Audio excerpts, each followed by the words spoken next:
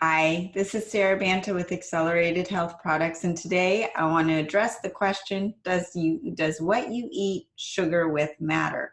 A lot of people ask me this question, gosh, if I'm going to cheat on my ketogenic diet, when can I do it and what should I eat the sugar with?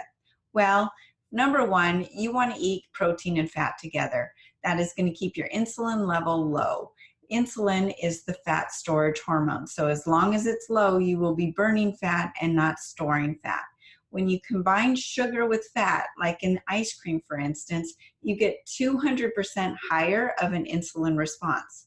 When you combine sugar with protein or carbs with protein, you get a 200% higher insulin response. When you eat fiber, fiber does not increase insulin even though it's a carb. And why is that? Fiber actually buffers the insulin response. It feeds the microbes in the gut, so it's actually lowering insulin down the road by improving the gut.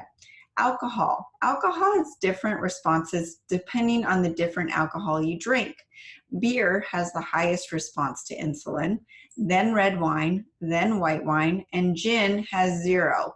However, gin and tequila and vodka are hard on the liver. So then you're facing that problem where with liver, as your liver health goes down, it has a hard time metabolizing fat because fat is metabolized in the liver.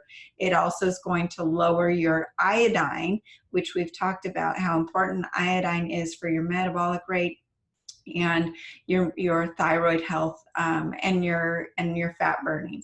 So with alcohol, it's a catch-22 when you're talking about the different alcohols. The most pure the fat, the lower response to the insulin. The higher amounts of protein don't raise your insulin in someone that's insulin sensitive. But if you're someone that has insulin resistance or type 2 diabetes, eating too much protein at once can actually trigger a high insulin response. So someone that has a lower insulin resistance problem or doesn't have a problem can get away with eating a lot more protein without having a high insulin response. The fattier a potato chip, the lower the insulin response. And the fattier the milk, so a high fat milk versus a skim milk, will have a lower insulin response. Sugar alcohols, they have a different effect on the blood sugar as well. For instance, xylitol has a higher response than erythritol. Stevia really has a 0 response.